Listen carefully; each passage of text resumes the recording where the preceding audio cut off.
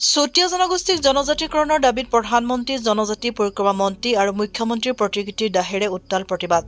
চুতীয়া জনগোষ্ঠীকে ধৰি 6 জনগোষ্ঠীক জনজাতিকৰণৰ দাবীত আজি কাকপথাৰত প্ৰতিবাদ সাব্যস্ত কৰে চুতীয়া ছাত্ৰ সন্থাই।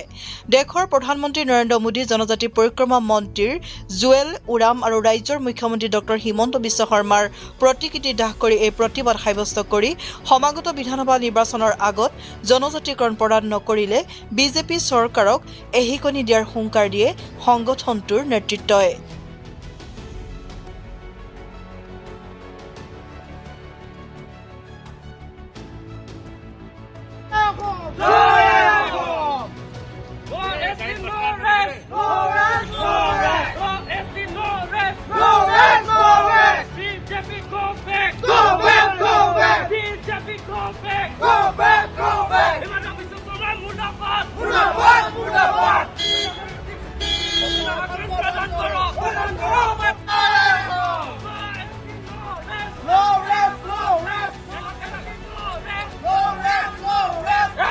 প্ৰতিবাদত অহা কালিলৈ তিনিচুকীয়াৰ লগতে ডিব্ৰুগড় জিলা বন্ধ কাৰ্যসূচী ঘোষণা কৰাৰ পাছত আজি জিলা প্ৰশাসনে যিধৰণে ক'লে যে অসমৰ মৰাণ মটক লগতে অসমত বসবাস কৰা জনগোষ্ঠীয় যিসমূহ সংগঠন আছে, এই সংগঠনসমূহ স্ব-নিয়োজিত সংগঠন। গতিকে এটা কথা সোঁৱৰাই দিব বিচাৰিছো, অসমত বসবাস কৰা ভূমিপুত্ৰ খিলঞ্জীয়া 6 জনগোষ্ঠীয়ে জনজাতিকৰণ বিচাৰিছে। ইয়াতে কোনো স্বঘোষিত সংগঠন নহয়।